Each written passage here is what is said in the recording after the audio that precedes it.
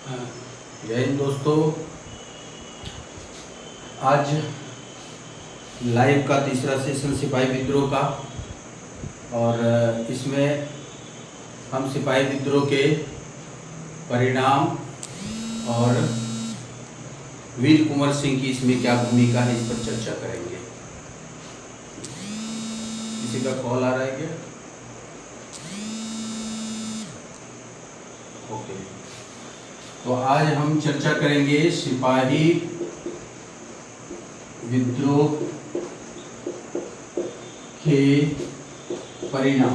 उस दिन भी कोई किसी खास पॉइंट पर हमने चर्चा किया था, consequences of the rebellion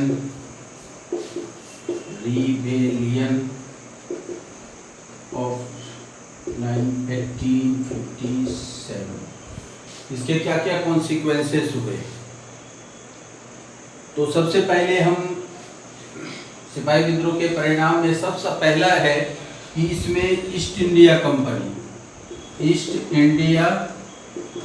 company का शासन भारत में चल रहा था और इसका शासन समाप्त हो गया।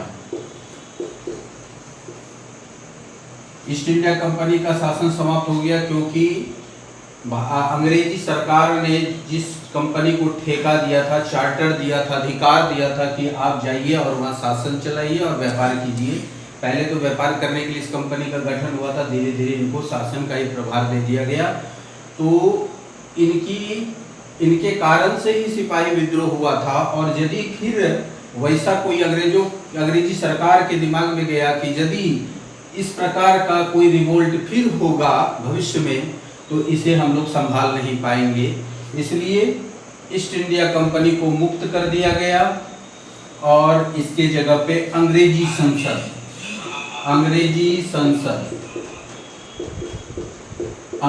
संसद का शासन प्रारंभ हुआ। और अंग्रेजी, हम जानते हैं कि अंग्रेजी संसद वहाँ के जो राज परिवार के राजा या रानी होती है उनके ही नाम पर चलता है। जैसे हमारे यहाँ राष्ट्रपति होते हैं, उसी प्रकार से वहाँ पे जो क्राउन होता है, जो चाहे तो महारानी विक्टोरिया उस समय जैसे थी, महारानी विक्टोरिया, तो महारानी विक्टोरिया के क्राउन के अंतर्गत अंग्रेजी संसद का शासन प्रारंभ हुआ, ईस्ट इंडिया कंपनी का शासन खत्म हुआ। पहला परिणाम तो ये मान के चला जाए फर्स्ट। इसी के बाद और सारी चीजों में परिवर्तन हुए।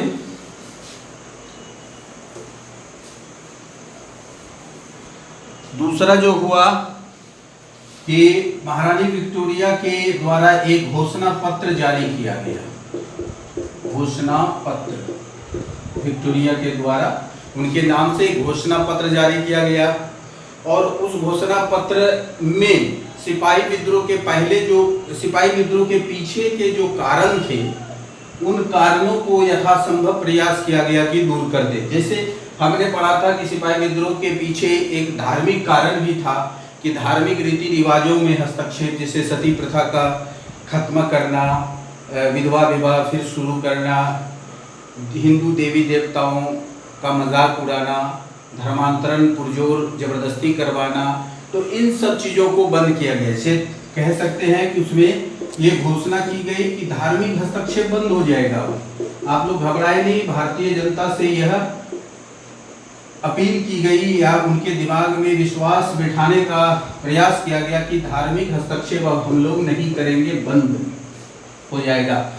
जो भी राजा महाराजा थे, राजा महाराजा का सम्मान किया जाएगा, उनका सम्मान होगा और उनसे छीनी गई जो भी प्रॉपर्टी है, जायदाद है, उन्हें लौटा दिया जाएगा और वो राजा महाराजा के ही तौर पे अपने पद पर बने रहेंगे।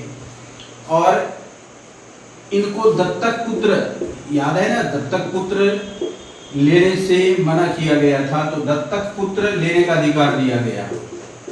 लेने का अधिकार राजा महाराजा को दिया गया कि यदि कोई राजा जागीरदार यदि वो निसंतान है तो वो दत्तक पुत्र ले सकते। जैसे झांसी की रानी के दत्तक पुत्र को मान्यता नहीं मिली थी, तो दत्तक पुत्र लेने का अधिकार, ये भी विवाद का एक कारण था। तो प्रायः विवाद के कारणों को दूर करने का प्रयास किया गया। उसके बाद एक घोषणा पत्र का ये मेन चीज हुआ, और उसी घोषणा पत्र के द्वारा ईस्ट इंडिया कंपनी का शासन खत्म भी हुआ। ये घोषणा पत्र की तिथि 2 अक्टूबर के आसपास है कि ये घोषणा पत्र 2 अगस्त 1958 जुलाई 1958 तक सिपाही विद्रोह कुचल दिया गया, और 2 अगस्त 1958 को 2 अगस्त 1858 को यह घोषणा पत्र प्रभावी होता है, और इसके द्वारा ये सारे जो अभी हमने बताया ये सारी चीजें लागू करने का प्रयास किया गया, ऐसा आश्वासन दिया गया। और फिर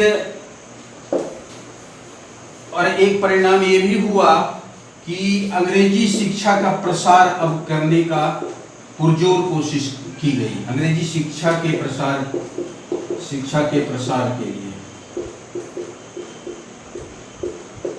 के लिए प्रयास प्रारंभ। इसके तहत क्या किया गया? मुख्य रूप से विश्वविद्यालयों की स्थापना। इनके पीछे एक मंशा थी। हमने उस दिन भी कहा था कि वो किसी खास मकसद से, उनका मकसद ही होता था कि यहाँ से हम किस तरह धन का शोषण कर इंग्लैंड ले जाएं, इसी तरह सारी मशीनरी को उस तरह से ढालें, बनाएं, लागू करें। तो विश्वविद्यालयों की स्थापना या फिर स्कूल कॉलेजों की स्थापना जो शुरू हुई, सिर्फ उनका मकसद था कि अंग्रेजी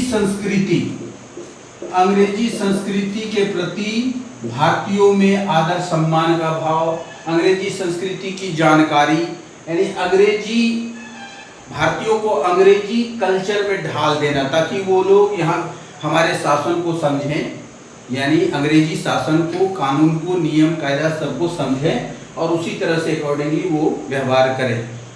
तो ये मकसद था कि विश्वविद्यालयों की स्थापना हुई। बॉम्बे में एक विश्वविद्यालय, मद्रास में और कोलकाता में एक विश्वविद्यालय। उसी समय आई थिंक पटना कॉलेज की शायद स्थापना हुई थी बिहार में।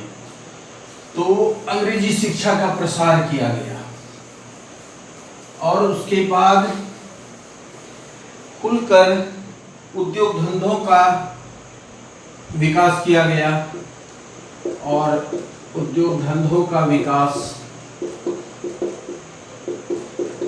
परिणाम हुआ कि यहाँ का जो पहले से मृत प्राय हस्तकरघा उद्योग था वो और बर्बाद हो गया। अब हमारे जनता के मानसिक या फिर इमोशनल इफेक्ट क्या हुआ, यानी उनके सोच पर। तो भारत में राष्ट्रीयता का उदय हो गया या राष्ट्रीय जागरण का प्रारंभ हुआ।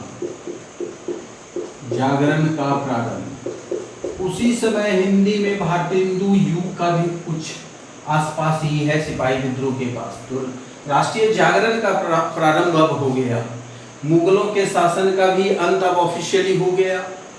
अंतिम बादशाह बहादुर शाह जफर को कैद करके रंगून भेज दिया गया, जहां उनकी कुछ सालों बाद 1862 में शायद मृत्यु भी हो गई। तो ये सारा अब अंग्रेजी शासन में क्या परिवर्तन हुआ? शासन में परिवर्तन तो अंग्रेजों ने अब खुलकर फूट डालो राज करो की नीति का अवलंबन किया। फूट डालो राज करो। हिंदू मुस्लिम एकता जो कि सिपाही विद्रोह के समय दिखी थी, हिंदू मुस्लिम एकता में अब दरार पैदा करने का प्रयास किया जाने लगा। मुसलमानों के दिमाग में यह भरा जाने लगा कि हिंदू जो है वो बहुसंख्यक हैं और कभी भी हम यदि सत्ता छोड़ेंगे तो इनका वर्चस्व होगा, इसलिए आप लोग हमारा साथ दें। मुस्लिमों के लिए थोड़ी सी फैसिलिटी बढ़ा दी गई, उनके शिक्षा के लिए प्रयास किया गया और दोनों में मनमुटाव पैदा करने में वो सफल हुए और इसी का परिणाम अंततः पाकिस्तान का निर्माण होता है, पाकिस्तान का निर्माण। तो ये जो डिवाइड एंड रूल की पॉलिसी अंग्रेजों की हुई सिपाही विद्रोह के बाद, उसका कल्मिनेशन होता है भारत का विभाजन, पाकिस्तान के रूप में नए राष्ट्र का उदय। तो ये सारे चीजें हम देख रहे हैं कि सिपाही विद्रोह के मुख्य परिणाम रहे। अब हम वीर कुंवर सिंह की भूमिका पर चर्चा करेंगे, जो कि बीपीएससी के जीएस का एक बहुत ही इंपॉर्टेंट प्रश्न है। सिपाही विद्रोह शुरू होता है, वीर कुंवर सिंह जगदीशपुर के जमींदार थे। जगदीशपुर 1777 में इनका जन्म हुआ और 1758 में इनकी मृत्यु हुई। तो सिपाही 1858 तो 1857 के विद्रोह के समय कहीं कहीं ये 1777 की जगह 1782 भी दिया हुआ है, 1782। लेकिन जो हम लोग पढ़ते हैं उसमें 80 ईयर्स इनका एज दिखाया जाता है, 80 वर्ष। तो इस तरह से देखते हैं 57 से 80 घटाएंगे तो 1777 ही होता है। तो 1857 में इनकी उम्र 80 वर्ष थी। जगदीशपुर के जमींदार या राजा कहें इसको, जगदीशपुर के राजा थे ये। और इनकी भूमिका क्या थी? 80 वर्ष का बूढ़ा, आप अंदाजा लगा सकते हैं कि इस उम्र में कोई सेनापति का कार्य कैसे करेगा, सिपाहियों को कंट्रोल करने का, फिर युद्ध लड़ने का कार्य कैसे करेगा। कहा गया कि यदि 80 साल का न हो के उस समय 50 इयर्स या उससे बिलो होते तो शायद अंग्रेजों की स्थिति और ज्यादा खराब हो जाती। तो 50 वर्ष होता तो, लेकिन 80 वर्ष में वो कर दिखाए इन्होंने। भारत के सिपाही विद्रोह के सेनानियों में इनका अभी भी नाम अग्रगण्य है, वीर कुंवर सिंह। इनको बाबू कुंवर सिंह भी कहते हैं। तो अब इनकी भूमिका के बारे में और सिपाही विद्रोह में बिहार में मुख्य रूप से क्या हुआ, इस पर चर्चा करेंगे। ऐसा क्वेश्चन आता है कि बिहार में सिपाही विद्रोह या वीर कुंवर सिंह की भूमिका, थोड़ा सा ट्विस्ट रहेगा। तो चंक जो है वो आंसर का वीर कुंवर सिंह के इर्द गिर्द ही दोनों में घूमेगा। तो पटना की बात करें तो पटना में पीर अली एक पुस्तक विक्रेता थे। पटना सिटी में इनका दुकान था, पुस्तक विक्रेता। तो पीर अली के नेतृत्व में पटना में इसकी सुबुगाहट पहले से चल रही थी। 1855 से ही पटना जो है वहाबी आंदोलन का केंद्र था। वहाबी आंदोलन, वहाबियों का केंद्र, शॉर्ट में देखें, वहाबियों का केंद्र कौन था? पटना। और वहाबी मुस्लिम जो थे ये लोग मुसलमान इस्लाम में जो कुरीतियां थी उनका भी विरोध करते थे और ये लोग राष्ट्र को, देश को आजाद कराने का एक तरीका इजाद कर रहे थे।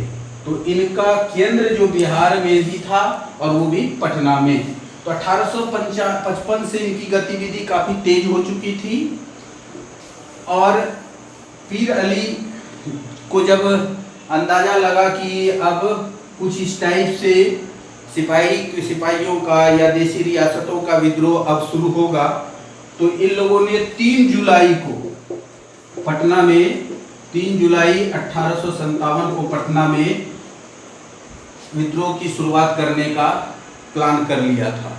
लेकिन उस समय पटना के कमिश्नर जो थे, ये सारे नाम थोड़ा सा अलग में लिखे, कमिश्नर टेलर पटना के कमिश्नर थे। ये काफी धूर्त किस्म का इंसान था और इन्होंने जासूस को फैला दिया था कि इन लोगों की गतिविधियों का इनको अंदाजा, खबर मिलता रहे। तो इन लोग का ये जो प्लान था इसकी भनक लग गई कमिश्नर टेलर को। और उनमें से एक वारिस अली थे जो पीर अली के सहायक थे वारिस अली, इनको गिरफ्तार कर लिया जाता है पटना में। और वारिस अली की गिरफ्तारी होते ही जब इनके कागजातों का इनके घर पे जांच की जाती है तो उनमें बहुत सारे नेताओं के नाम पता लिखा हुआ था। उन नाम पताओं के आधार पर बहुत सारे जो प्रोमिनेंट लीडर्स थे वहाबियों के, उनको गिरफ्तार कर लिया गया, जिससे ये प्रोग्राम कुछ कमजोर पड़ गया। लेकिन फिर भी पीर अली 200 स्वतंत्रता सेनानियों के साथ अंग्रेजों का छक्का छुड़ाने के लिए पटना की सड़क पर निकल गए, जिसकी खबर कमिश्नर टेलर को पहले से थी। सबों को अरेस्ट किया गया और पीर अली को अभी गांधी मैदान जब जाएंगे, ये गांधी मैदान है आपका पटना में, देख रहे हैं गांधी मैदान, इधर मोरना टॉकीज है, इधर आपका कलेक्टर का आवास है, डीएम आवास है, और इस जगह देखिएगा एक पीर अली स्मारक पार्क है, स्मारक पार्क होने पे बाहर में, यहाँ पे सरेआम इनको टांग कर फांसी दे दी गई। और इनके जो सहायक थे, तो पीर अली के मृत्युदंड की खबर जो है वो दानापुर कैंट पहुंचता है। और 25 जुलाई 1857 को दानापुर छावनी के सिपाहियों ने विद्रोह कर दिया और वो लोग जगदीशपुर की ओर चले। और जगदीशपुर में कौन थे? बाबू कुंवर सिंह। बाबू कुंवर सिंह इनका नेतृत्व करने के लिए रेडी होते हैं और ये लोग कहां पहुंच जाते हैं? दानापुर। अब छावनी पे हमला, आरा शहर पे कब्जा, ये वीर कुंवर सिंह के नेतृत्व में शुरू हो जाता है। वीर कुंवर सिंह की एक खासियत थी कि ये गुरिल्ला वारफेयर, गुरिल्ला या छापामार या फिर वृक्क युद्ध कला में ये पारंगत थे। इसमें एक्चुअली होता क्या था कि आमने सामने नहीं लड़ना है, दुश्मन जब आक्रमण करता है तो तुरंत उनके नजर से सारे सिपाही ओझल हो जाते हैं, दुश्मन को पता ही नहीं चलता गए सब कहां, और सब छुपे रहते हैं। और जब दुश्मन की सेना आगे बढ़ती है तो इन पर चारों तरफ से हमला हो जाता है और इनको संभलने का मौका नहीं मिलता था। तो इसी तरह से दानापुर में क्या होता है, आरा और दानापुर के पास जंगलों में लड़ाई शुरू होती है। और उस समय डनबार अंग्रेजी कमांडर थे, इनको भी समझ में नहीं आया, जंगल में घुस गए और छापामार युद्ध जो जिसमें कि पारंगत थे वीर कुंवर सिंह, और दो ही थे उस समय, वीर कुंवर सिंह और नाना साहेब, दोनों इस कला में काफी पारंगत थे इंडिया में। दरबार की सारी सेना मारी गई, सिर्फ और सिर्फ 50 के आसपास अंग्रेज सिपाही बचे जो भाग खड़े हुए।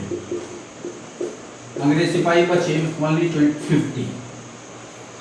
वहां के बाद ये लोग जगदीशपुर चले, आरा शहर पे कब्जा कर लिया। उसके बाद ये लोग जगदीशपुर, आरा के पास भोजपुर जिला है, देखिए भोजपुर जिला, कंफ्यूज नहीं होना है, बहुत आदमी को कंफ्यूजन हो सकता है। भोजपुर जिला का नाम हुआ, लेकिन उसका जो केंद्र मुख्यालय हुआ उसको आरा शहर के नाम से जानते हैं, आरा।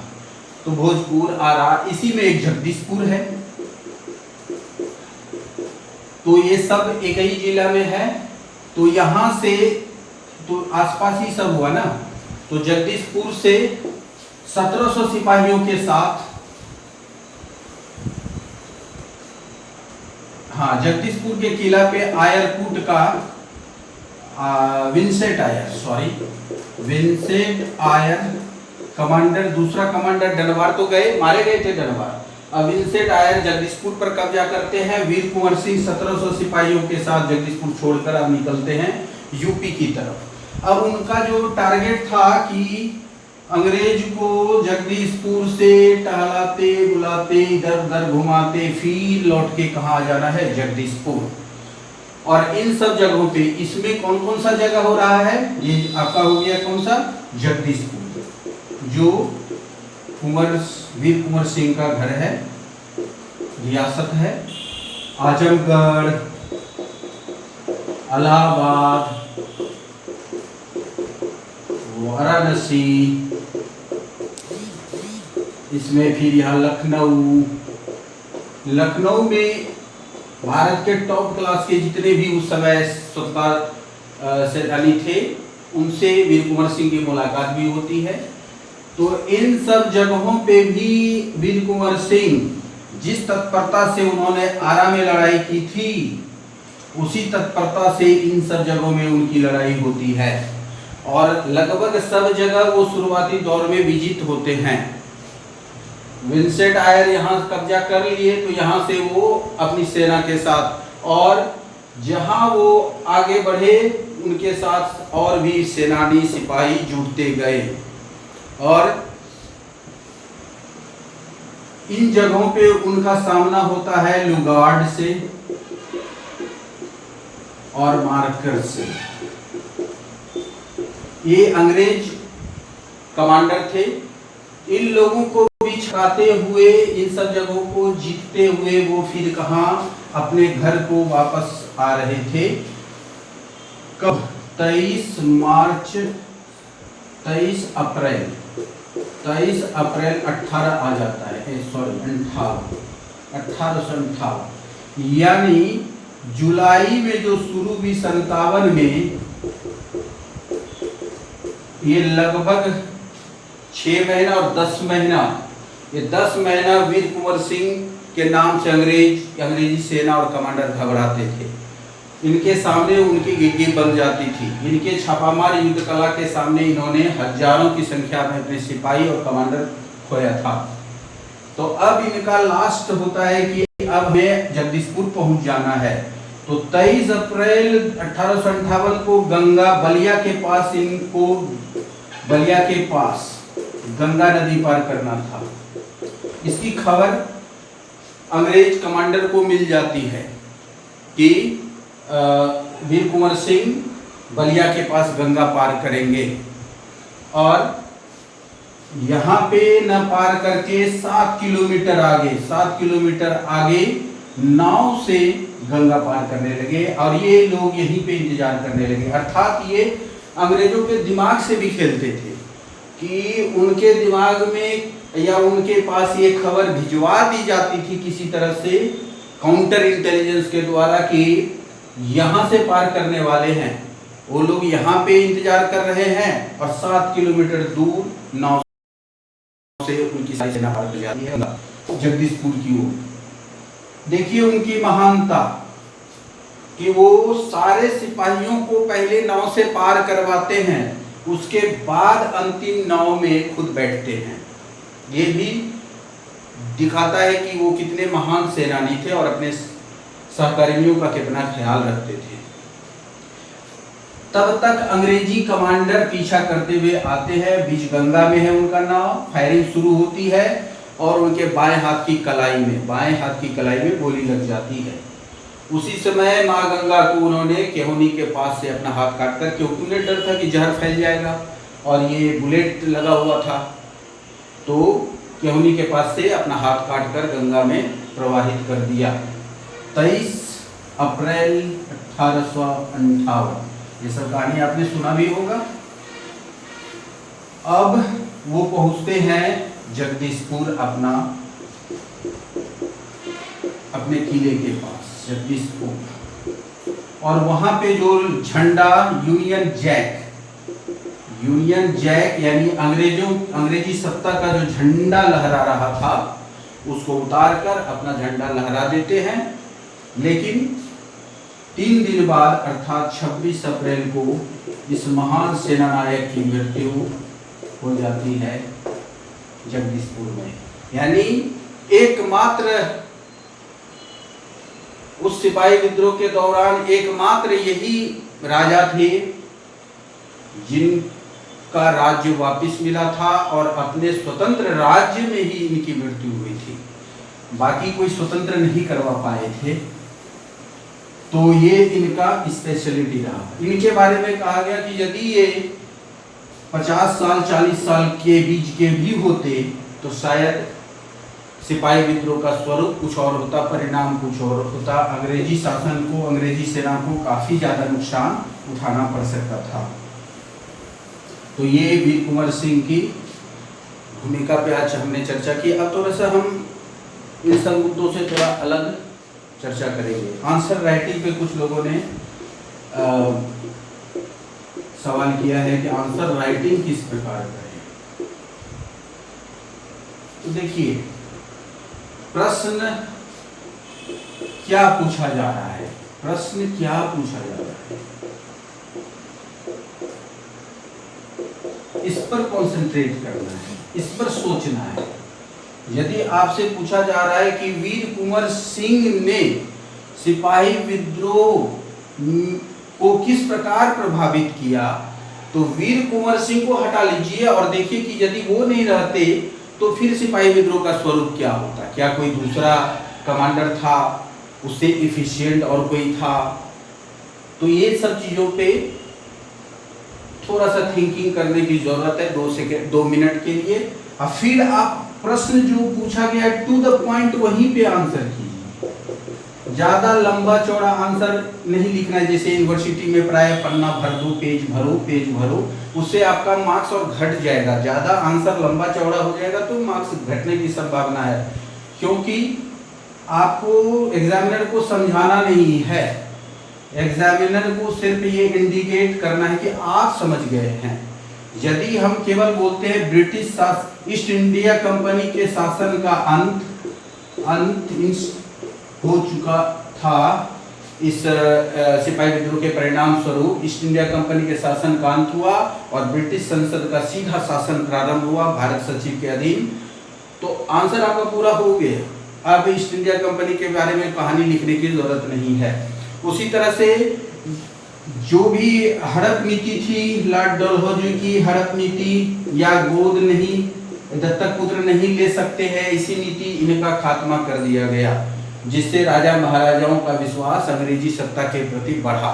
जो उनको अविश्वास की दृष्टि से, क्षोभ की दृष्टि से देखते थे, उसमें कमी आई। राष्ट्रीयता में भी बढ़ोतरी हुई, राष्ट्रीय जागरण भी फैला, क्योंकि एजुकेशन भी फैल रहा है, और साथ ही साथ अंग्रेजों का क्रूर चेहरा जो 1857 की क्रांति में दिखा था, इसका दर्द दूरगामी रहा। और 1857 का फिर जैसे कारण प्रभाव पूछ रहा है, इम्पैक्ट क्या हुआ, परिणाम क्या हुआ, तो ये भी आप कह सकते हैं कि जब 1857 के बाद क्रांति हुई तो यह 1857 की क्रांति भारतीय वीर सेनानियों, सिपाहियों को प्रेरित करता रहा। इसलिए तो इसे प्रथम स्वतंत्रता संग्राम कहा गया, जो कि भारत के बहुत बड़े भूभाग पे लड़ी गई थी। अंग्रेजों के छक्के छूट गए थे, लेकिन उनके साथ एडवांटेज कुछ था, उनके साथ कुछ साजो सामान ज्यादा था, संसाधन ज्यादा था, ट्रेनिंग अच्छी थी, जिसके कारण कि वो विजित हुए। लेकिन अंग्रेजी सत्ता को हिलाया जा सकता है इन सिपाहियों ने, इन वीर सेनानियों ने, इन वीर योद्धाओं ने भारतीयों के मन में वह छाप छोड़ा, वो विश्वास पैदा किया, और परिणाम ये हुआ कि जब भी कोई भी आंदोलन आगे चला तो इनका उदाहरण दिया जाता था। आज भी हम लोग वीर कुंवर सिंह, झांसी की रानी के बारे में सुभद्रा कुमारी चौहान ने झांसी की रानी को मर्दानी कहा है अपनी कविताओं में, तो वहां से अभी भी हम प्रेरणा लेते हैं। उनका झांसी की रानी का उदाहरण वीर महिलाओं के लिए अभी भी दिया जा रहा है, तो उस समय आजादी के समय तो और ज्यादा प्रभाव होगा। तो आंसर राइटिंग में सिर्फ फोकस करना है कि पूछा क्या जा रहा है, उसी के इर्द गिर्द आंसर लिखना है। आपके पास बहुत सारा डेटा है, बहुत सारी बातें आप जानते हैं, सबको पन्ना में उकेरने की जरूरत नहीं है। बस जो पूछा जा रहा है उस पर सोचिए और रफ में थोड़ा सा पॉइंट कुछ बनाते जाइए कि इन सब बिंदुओं पे, इन सब डेटा पे हमको लिखना है। 1-2 मिनट में उस जगह वर्क कीजिए और फिर आंसर राइटिंग पे आ जाइए। कंक्लूजन ठोस होना चाहिए, यानी संक्षिप्त होना चाहिए। आंसर जो है संक्षिप्त, और कॉम्पैक्ट होना चाहिए। ज़्यादा आप जो है फैला के आंसर विस्तार करके मत लिखें, बिल्कुल उसको संक्षेप में और सघन रूप से लिखें। यानी बड़ी बड़ी बातों को लिखने की जरूरत नहीं है, मेन मेन पॉइंट लिखते गए और दो दो लाइन उसको उस पर प्रकाश डालते गए। अब है कि ये होगा कैसे, इसका जैसे मैंने नहीं किया था तो इसका खामियाजा मुझे एग्जाम में भुगतना पड़ा था। जो मैंने बाद में जब इस मतलब मॉडल आंसर को देखा किसी तरह से, तो समझ में आया कि मैंने क्या गलती की थी। जब आप बुक पढ़ते हैं, बुक रीडिंग देते हैं, तो उस समय आप मैक्रो नोट्स बनाइए। मैक्रो नोट्स बनाइए, रजिस्टर ले लीजिए और डेट डालिए। जब आज कितना तारीख है, 22, तो 22 जून 2021 का डेट डला गया। जो भी पढ़ रहे हैं, वो जीएस का पढ़ रहे हो, हिस्ट्री पढ़ रहे हो, ज्योग्राफी पढ़ रहे हो, करंट पढ़ रहे हो, उसमें आप पॉइंट पॉइंट इंपॉर्टेंट तथ्य लिखते जाइए। 22 का काम खत्म, अगला दिन आया 23 को भी लिख रहे हैं, 24 को भी लिखेंगे। अब जब 23 तारीख आया तो 22, 23, 24, 25, 26, 27, 28, 1 दिन 2 3 4 5 6 7 दिन हो गया ये। तो 28 तारीख तक आप लिख रहे हैं ना, तो 28 तारीख को आपको 22 तारीख से लेकर 28 27 तक का रिवीजन पहले कर लेना है, आधा घंटा 15 मिनट, पॉइंट्स को 1 रीडिंग दे देना है। जब 29 तारीख को आप रीडिंग देंगे तो 22 को आप छोड़ देंगे। तो हर डेट को देखिएगा कि 7 दिन पड़ता है, हर पेज पे आप 7 दिन गए, 7 दिन एक एक बार गए। एक दिन 7 बार नहीं पढ़ा है, बल्कि 7 दिन एक एक बार पढ़ा, तो 7 बार तो आपने पढ़ लिया और ये पॉइंट आपका प्रिंट हो जाएगा। जब ये माइक्रो जो नोट्स में आपका मेन तथ्य और पॉइंट है, यही आपके आंसर को एग्जाम हॉल में छोटा कर देगा। वहां पे ज्यादा वर्णन आएगा ही नहीं। वर्णन आप करना चाहेंगे तब वर्णन होगा, मेन होगा कि आपका मेन पॉइंट्स ही आपको याद रहेगा ना, और मेन पॉइंट्स मिसिंग नहीं होगा। बस एग्जामिनर काफी अनुभवी होते हैं, प्राय रिटायर्ड प्रोफेसर्स होते हैं, वो लोग आपके एक पेज को पढ़कर अंदाजा लगा लेंगे कि आप समझ चुके हैं और सही दिशा में जा रहे हैं। उनको उतना पेशेंस नहीं है कि आपके 10 पेज को पढ़े। इसलिए आंसर जैसे ऑप्शनल में 5 क्वेश्चंस है, तो आप 5 पेजेज मैक्सिमम जाने का प्रयास करें। इसी के अंदर अपने आंसर को सीमित रखें, 4 to 5 पेजेज। जीएस में 8 क्वेश्चंस है, तो इसमें आप 3 पेजेज के आसपास जाएं और कॉम्पैक्ट आंसर करें, ज़्यादा फैला कर नहीं करें। अब अगला क्लास जो होगा इसके बारे में फेसबुक पर घोषणा कर दी जाएगी, परसों होगा। और आप लोग से एक निवेदन है कि आप लोग शेयर नहीं करते हैं, पता नहीं क्यों, तो आप लोग इस लाइव क्लास को शेयर भी किया करें, ताकि मेरा भी उत्साह बढ़े। हमें भी अधिक लोगों का कमेंट मिलता है तो उत्साह बढ़ता है, और इसी से यही मेरा मेहनताना है। धन्यवाद, शुभ रात्रि, जय हिंद।